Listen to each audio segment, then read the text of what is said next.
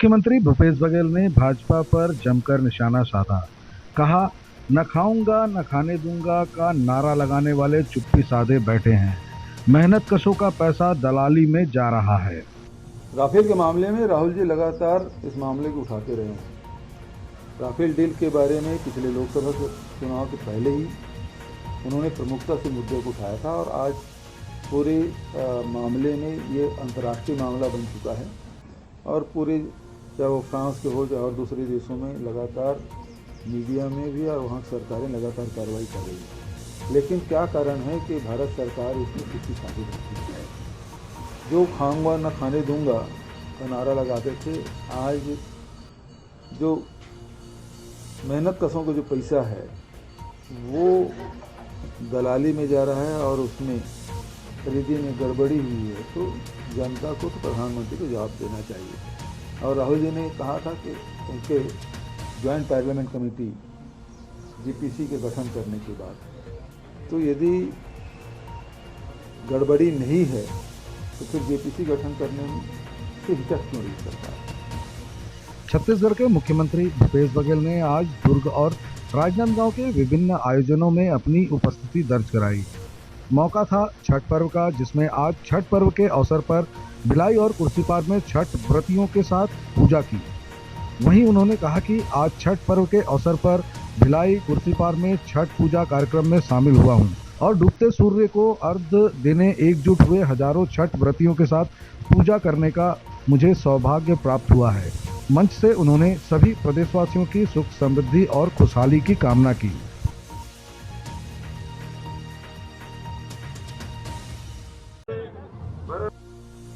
यादव जी, अयूब खान जी, श्रवण कुमार जी, संगम यादव जी, रवि जान जी, अफ्ताब अंसारी जी, आर्यन शुक्ला जी, विजय साहू जी, हर्ष सिंह जी, जितेश जी, राहुल शर्मा जी, महेंद्र सिंह जी, सुभाष शर्मा जी, मार्कंडेय राय जी और नीता जोशी जी और हमारे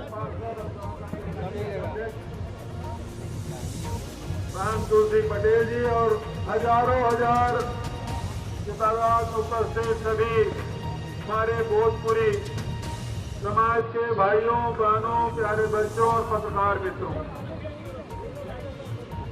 बहुत खुशी का यह पर्व हम सब सूर्य की उपासना करते हैं और बिना सूर्य के कुछ भी संभव नहीं है। जो पूरा ऊर्जा हमको मिलता है चाहे किसी रूप में हो वो भगवान सूर्य से मिलता है और उसी की पूजा हमारे बहनें बहुत कठिन व्रत रखती हैं, निर्जला उपवास रखती हैं। अपने परिवार के लिए उन सभी माताओं बहनों को मैं प्रणाम करता हूँ जो कठिन व्रत करती हैं अपने परिवार के सुख समृद्धि के लिए और उसी प्रकार से हमारे सभी भाई उसे सहयोग भी करते हैं। पूजा सामग्री अपने सिर में लेके चलते हैं। कितनी श्रद्धा पूर्वक यह कार्य संपादित किया जाता है। तो मैं छठ पर्व के अवसर में आप सबको बहुत बहुत बधाई और शुभकामना देता हूँ और समिति के द्वारा कुछ मांग जो रखी गई है निश्चित रूप से जब छठ पर्व की छुट्टी हमने कर दी है, भोजपुरी समाज के लिए जमीन भी हमने ऐलान कर लिया है, तो निश्चित रूप से और भी जो मांग है उसे निश्चित रूप से पूरा करेंगे।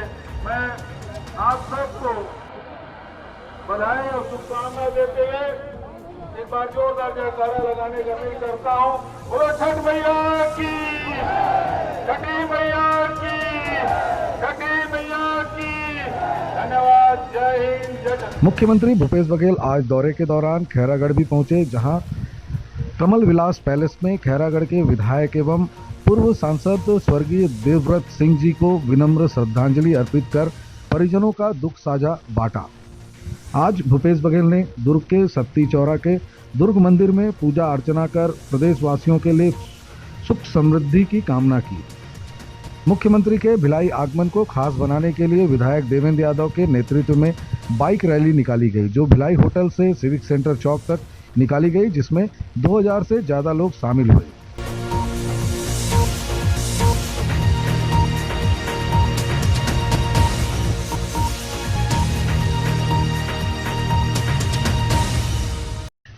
आज मुख्यमंत्री भूपेश बघेल ने महात्मा गांधी सभागृह सिविक सेंटर भिलाई में आयोजित नेहरू की कल्पना का भारत व्याख्यान में आगंतुकों का आभार व्यक्त किया। उनसे पहली बार वो रूबरू हो रहे हैं। मैंने कहा कि थोड़ा बहुत जानकारी पुनिया साहब दे ही देंगे, और आप जिसके बारे में बोलने आए हैं और जो लोग यहाँ बैठे हैं वो उसके बारे में सब जानते हैं। नेहरू जी को आप बताने आए थे, नेहरू जी के यहाँ के लोग सब भली भांति परिचित है, क्योंकि ये भवन बना है, ये भिलाई बना है तो नेहरू जी के कारण से बना है। एक पहलू जिसे आपने बताया, नेहरू जी के विचार, उसके वैश्विक दृष्टिकोण, भारत की संस्कृति, एकता में अनेकता, सारी बातें आपने कही। और दूसरा पक्ष जो है, जो हम सब भिलाई के, दुर्ग के और छत्तीसगढ़ के लोग जानते हैं, भिलाई स्टील प्लांट, जो देश के आजादी के बाद का उनका जो कृति है वो भिलाई है, जिसे आधुनिक मंदिर के रूप में उन्होंने कहा कि हमारा ये आधुनिक मंदिर है। और यही कारण है कि जो नेहरू जी जिस भारत को देखना चाहते हैं वो भिलाई को इसलिए मिनी भारत हम कहते हैं, क्योंकि इस भिलाई में ऐसा देश का कोई जिला नहीं होगा जिसके लोग यहां नहीं रहते। ऐसी कोई भाषा नहीं है जिसके बोलने वाले यहां नहीं रहते। ऐसी कोई बोली नहीं है जिसके बोलने वाले यहां नहीं रहते। ऐसे कोई दर्शन नहीं है जिसके मानने वाले लोग यहां नहीं रहते। तो अनेकता में जो एकता की बात उन्होंने कही, सिद्धांत के रूप में बहुत लोग कहते हैं, लेकिन यदि मूर्त रूप देने का काम किया है तो नेहरू जी ने भिलाई स्टील प्लांट बना के और यहां जो सामाजिक समरसता बना के उन्होंने प्रस्तुत किया, उसका जीता जागता उदाहरण।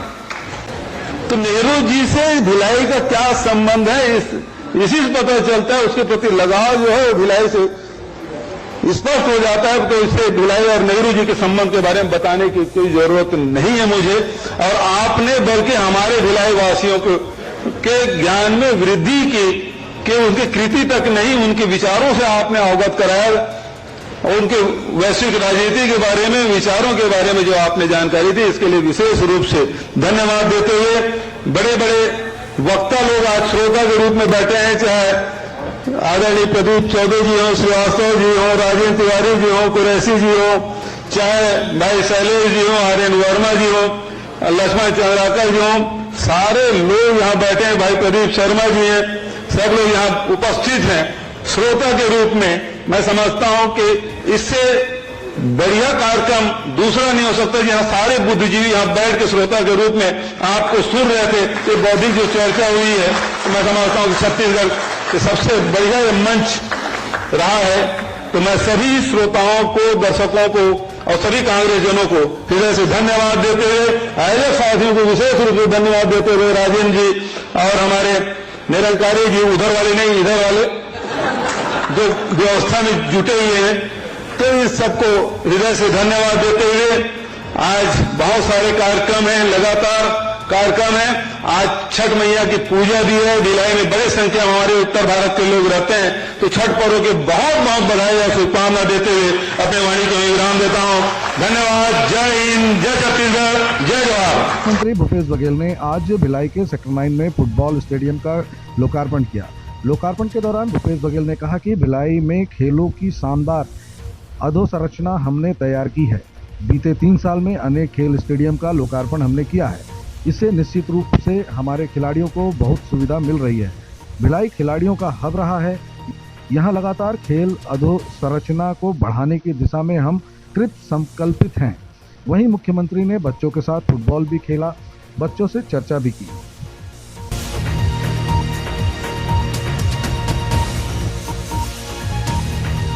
मुख्यमंत्री भूपेश बघेल राजनांदगांव में आयोजित वाह वाह राजनांदगांव कार्यक्रम में शामिल हुए। आज की शाम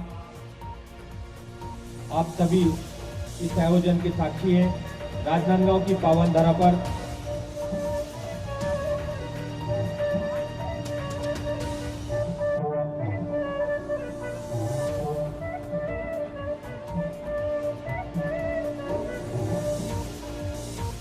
आप सबको दीपावली की बहुत बहुत बधाई, शुभकामना।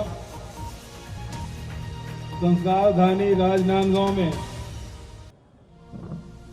कवि सम्मेलन का आयोजन और उसमें कुमार विश्वास हो तो फिर सोने में सुहागा। और फिर हमारे छत्तीसगढ़ के जाने माने कवि और मेरे अपने ज़िले के हैं, क्यों अब बेमेतरा अलग, हालांकि राजनांदगांव भी अपने ज़िले में थे। हम लोग करीब 72 से पहले राजनांदगांव दुर्ग सब एक ही ज़िले में थे, तो बेमेतरा के हो गए हैं, लेकिन फिर भी अपने और दो और कवि मंच में उपस्थित हैं, मैं उनका स्वागत करता हूं। और सुधी दर्शकगण यहाँ बैठे हैं, मैं सबका अभिनंदन करता हूं। आज छठ पर्व भी है, भोजपुरी समाज के लोग छठ पर्व बहुत हर्षोल्लास के साथ मनाते हैं, मैं उनकी भी बधाई देता हूं। आने वाले एकादशी उसकी भी बधाई और शुभकामना देते हुए आपके और कुमार विश्वास के बीच ज़्यादा देर न रहते हुए जो काम भाई विजय पांडे ने शुरू की थी उसको आगे बढ़ाते हुए तथागत ने इस जिम्मे को लिया है और कार्यक्रम आयोजन किया है, तो भाई तथागत के लिए मैं आप सबसे चाहूँगा आपके आशीर्वाद के रूप में जोरदार ताली बजाएं कि जिम्मा उन्होंने लिया अपने पिता के कार्य के बढ़ाने के लिए। उसके लिए बहुत बहुत मैं उन्हें आशीर्वाद भी देता हूँ और लगातार इसी प्रकार से काम करते रहें समाज के सेवा के क्षेत्र में। बहुत बहुत धन्यवाद। बात दो में भीड़ न बनाए, जल्द से जल्द लोगों को अपना स्थान ग्रहण करने की अपील करें। आगे का संचालन भाई की तरफ से करेंगे और कार्यक्रम अपने शुरुआती दौर पर होगा। जय हिंद, जय भारत, जय छत्तीसगढ़ युवा कांग्रेस के प्रदेश अध्यक्ष आदरणीय पूर्णचंद